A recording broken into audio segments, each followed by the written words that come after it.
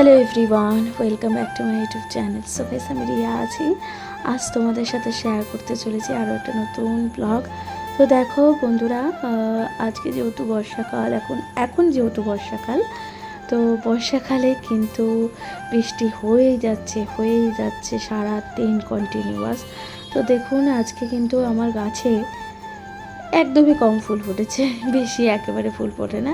তা আমার কাছে তো প্রচুর ফুল ফোটে, তোমরা তো সবাই জানোই। দেখো, এই গাছ থেকে দুটো সাদা জবা হয়েছে, আর এখানে একটা ছোট্ট লক্ষ্মী জবা হয়েছে, আর অন্যদিকে হয়েছে দুই চারটে এই যে জবা ফুলগুলো, যেগুলো অরেঞ্জ কালারের জবা ফুল। তো বৃষ্টিতে না একটা সমস্যা হয়, যেটা ছাদগুলো খুব পিছলা হয়ে যায়, যে কারণে হাঁটতে একটু সমস্যা হয়। মানে জুতো পরে হাঁটতে গেলে একটু ভয় ভয় লাগে, যেহেতু ছাদ একটু পিছল হয়ে যায়, তো সাবধানে হাঁটতে হয়।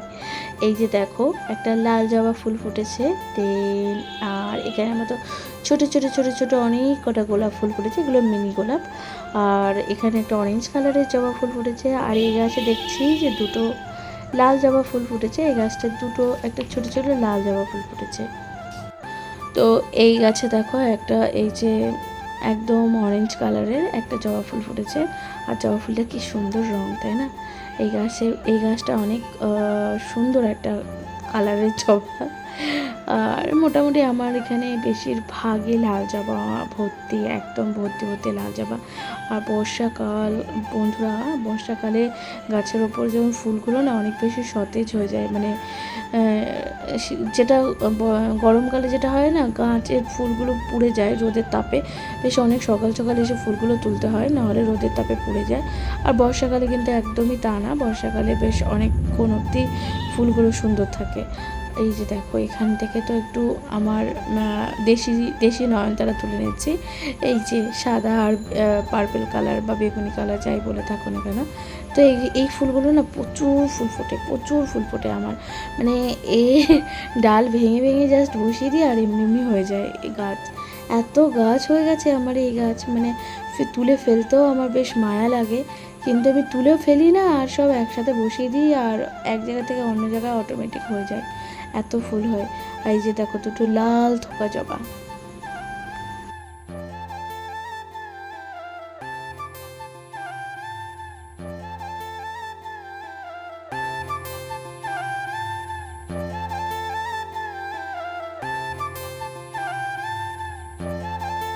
তো বন্ধুরা, এখানে দেখো লাল জবা দুই চারটে ফুল ফুটেছে। এই গাছটা একটু কম ফুল ফুটছে বেশ কয়েকদিন ধরে একটু কম কম ফুল ফুটছে। আর এদিকে আমি কয়েকটা আকন্দ ফুল তুলে নিচ্ছি। তো আকন্দ ফুল বেশি এখন তুলছি না, কারণ আমার কম বেশি ফুল অনেকই হয়, যে কারণে আকন্দ ফুলটা দুই চারটে লাগে মহাদেবের জন্য। আর এই গাছটা তো তোমরা দেখেইছিলে, এটা আমার নতুন একটা গাছ। আর এই যে দেখো বৃষ্টির মধ্যে জলগুলো পুরো পড়ে গাছগুলো বেশ আরও সুন্দর মানে সতেজ হয়ে থাকে। আর নাকচাপা গাছে আজকে কিন্তু ফুল সেরকম হয়নি।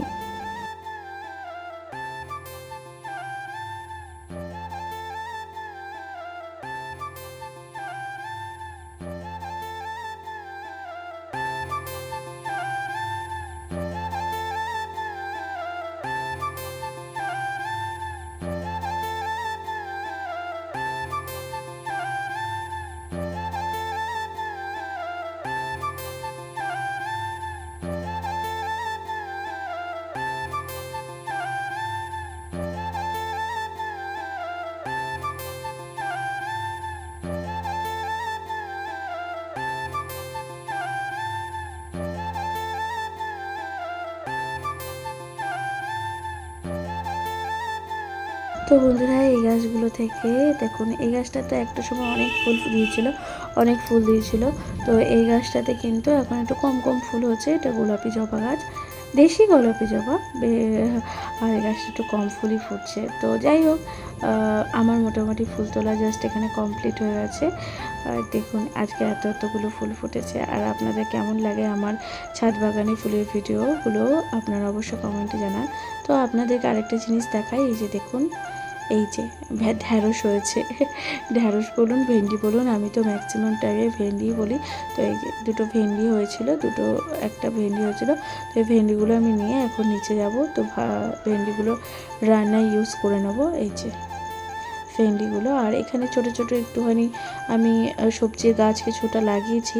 সবজির গাছ তেমন একটা হয় না যদিও, তবুও আমি লাগিয়েছি যদি হয়, সেই কারণে 2-4টা সবজি হয়, বেশি একটা হয় না। আমার সবজির বাগানটা খুবই ছোট। তো এই যে দেখুন আমার ফুল আজকের মতন এতটা হয়েছে। কেমন লাগে আপনাদের ভিডিওগুলো অবশ্যই আমাকে কমেন্টে জানাবেন। সো হ্যালো এভরিওয়ান, এবার আমি নিচে চলে আসলাম রান্নাঘরে। তো ফুল টুল তুলে সকাল সকাল তো এরপর রান্নাবান্নাগুলো করতে হবে, কারণ আমাদের সকালবেলা রান্না না করলে খুবই প্রবলেম হয়ে যায়। আমার বর যেহেতু অফিস যাবে সে কারণে। আর এই যে দেখুন এই এখন হচ্ছে গিয়ে একটু আলু ভাজা করব, কারণ আমার মেয়ে একটু আলু ভাজা, এই রকম আলু ভাজা খেতে খুবই ভালোবাসে। এই যে গোল গোল যে আলু ভাজাগুলো, ও একটু গোল গোল এই আলু ভাজাগুলো খেতে খুবই ভালোবাসে। এটা নুন আর হলুদ দিয়ে সামান্য রিং রিং আলু ভাজাগুলো যেগুলো ভাজে না মানুষ, ওই রকম আলু ভাজা। তো এটা খুব ভালোবাসে খেতে, যে কোনো আমি ওকে প্রতিদিনই এটা ভেজে দিতে হয়, যেটা ও খুব ভালোবাসে খেতে আমার মেয়ে।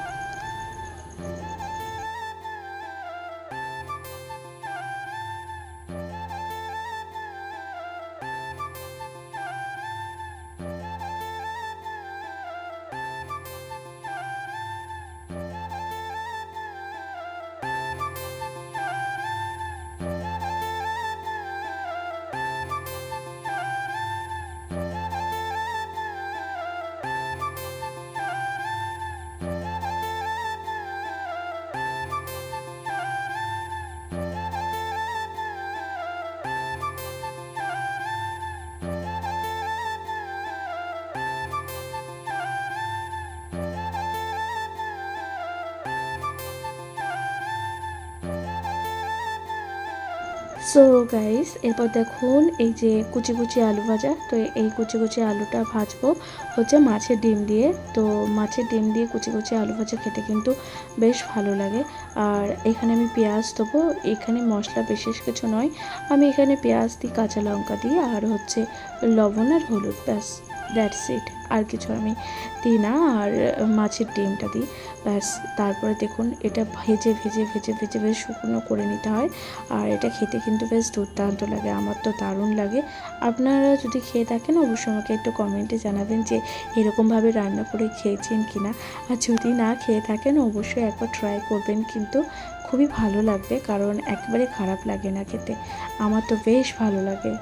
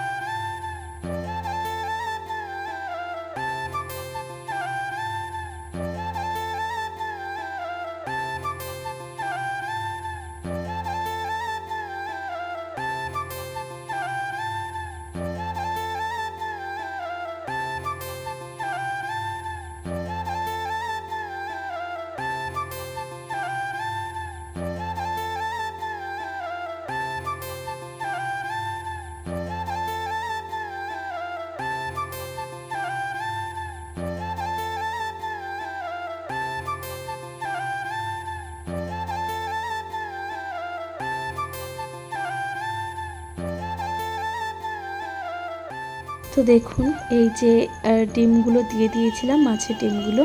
আর মাছের ডিমগুলো দিয়ে দেওয়ার পরে এরকম ঠিক এরকম হয়ে যাবে, ভাজা ভাজা হয়ে গেলে। আর এটা আমার অলমোস্ট হয়ে গেছে, রেডি হয়ে গেছে। আর বেশি বাকি নেই, জাস্ট একটুখানি ভেজে নিলেই হয়ে যাবে। তো আমি নামিয়ে নেব। আমার রান্নাবান্না প্রায় হয়ে আসার পথেই। এই যে দেখুন কত সুন্দর ডিম ভাজা হয়ে গেছে, মাছের ডিম ভাজা ঝুড়ি ঝুড়ি করে। এটা খেতে বেশ লাগে। আপনারা অবশ্যই একবার ট্রাই করবেন, ট্রাই করে আমাকে কমেন্টে জানাবেন কেমন লাগলো আপনাদের এই মাছের ডিম ভাজা খেতে। তো অবশ্যই লিখে জানাবেন।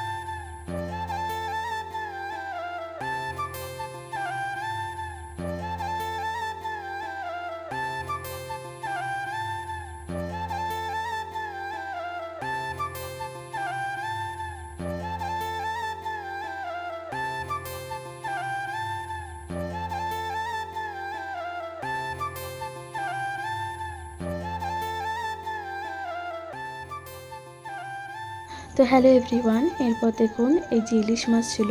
বর্ষাকালে ইলিশ মাছ খাবো না তা কি হয়? বাঙালিদের অন্যতম একটা মানে পছন্দের মাছ হচ্ছে ইলিশ মাছ, তাই না? আর ইলিশ মাছ হচ্ছে বর্ষাকালের রানী বা যাই বলুন না কেন, সবার ঘরে ঘরে তো সবার ঘরে ঘরে কম বেশি কিন্তু ইলিশ মাছ রান্না হয়। আর বর্ষাকালে ইলিশ মাছ ভাজা করতে কিন্তু ভালো লাগে। তো এখানে আমি কিন্তু ইলিশ মাছের একদম নর্মালিভাবে রান্না করছি। আর সবথেকে বড় ব্যাপার কি জানেন তো, ইলিশ মাছ রান্না করতে বেশি একটা সময় লাগে না, খুব তাড়াতাড়ি রান্নাটা হয়ে যায়। এই যে দেখুন, আমি ইলিশ মাছটা একটু লাল লাল করে ভেজে নিচ্ছি। এই যে একটু লাল লাল করে, মানে লাল বলতে কি, একটু কম আছে একটু হালকা ভেজে নিচ্ছি।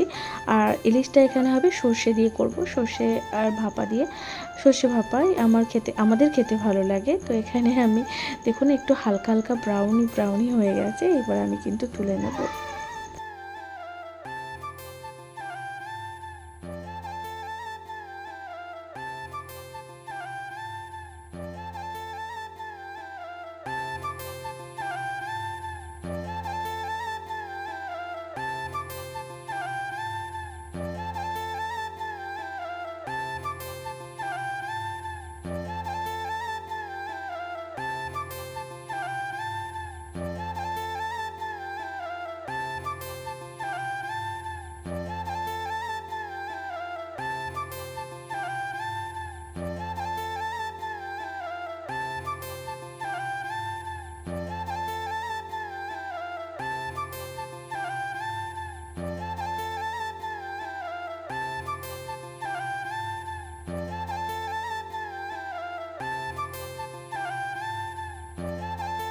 তো এরপর আমি ওই তেলের মধ্যে হালকা পরিমাণে ওই সর্ষে পোস্ত যে বাটাটা আমি বেটে রেখেছিলাম শিলে, তো সেই শিলনোড়ায় বাটাটা পুরোটাই দিয়ে দিয়েছি। দিয়ে দেওয়ার পর একটু হালকা পরিমাণে জল দিয়ে দিলাম। জলটা দিয়ে নাড়াচাড়া করে নিতে হবে। দেন তারপরে আমি এখানে হালকা পরিমাণে হলুদ দিয়েছি, খুবই কমই হলুদ দিয়েছি, কারণ যেহেতু এটা শস্য পোস্তর রান্না, তো বেশি হলুদ দিলে ভালো লাগবে না, তো অল্প পরিমাণে হলুদ দিয়েছি। এরপর স্বাদ অনুযায়ী লবণ দিতে হবে, অবশ্যই স্বাদ অনুযায়ী। তো দেন এরপর ভালো করে নাড়তে হবে। আর গ্যাসটাকে কিন্তু পুরো হাই ফ্লেমে রেখেই আমি কিন্তু এটাকে রাখবো। আর সবথেকে বড় কথা, এটা বেশ ভালো করে ফুটলেই তো তারপরেই মাছগুলো দিয়ে দিলে জাস্ট রান্নাটা কমপ্লিট হয়ে যাবে। আর তোমরা কোথা থেকে আমার ব্লগগুলো দেখছো, তোমাদের কেমন লাগছে অবশ্যই আমাকে কমেন্টে জানাতে পারো। ভালো লাগলে অবশ্যই একটু লাইক করে দিও, সাবস্ক্রাইব করে দিও, পাশে থাকো, এনজয় করতে থাকো ভিডিওগুলো। তো দেখো ইতিমধ্যে আমার ঝোলটা বেশ ভালো করে ফুটে এসেছে, মাছের ঝোলটা। এরপর যে ভাজা মাছগুলো ছিল না, সর্ষে মানে ইলিশ মাছগুলো, সেই মাছগুলো এরপর তো দিয়ে দেবো। দিয়ে দেওয়ার পর একটু ভালো করে একটু নেড়ে নেড়ে নেবো। তো ইলিশ মাছ অ্যাকচুয়ালি রান্না করতে বেশি সময় লাগে না, খুব তাড়াতাড়ি রান্নাটা হয়ে যায়, একদমই সময় লাগে না। তো দেখো আমার রান্না মানে ইলিশ মাছ রান্নাটা অলমোস্ট হয়ে গেছে। তো দেন এরপর আমি এখানে ইউজ করে নেবো একটু হালকা সর্ষের তেল। তো তারপরে আমার রান্নাটা জাস্ট হয়ে যাবে। অবশ্যই তোমরা কিন্তু কে কোথা থেকে দেখছো অবশ্যই আমাকে কমেন্টে লিখে জানিও তোমাদের কেমন লাগছে আমার ভিডিওগুলো।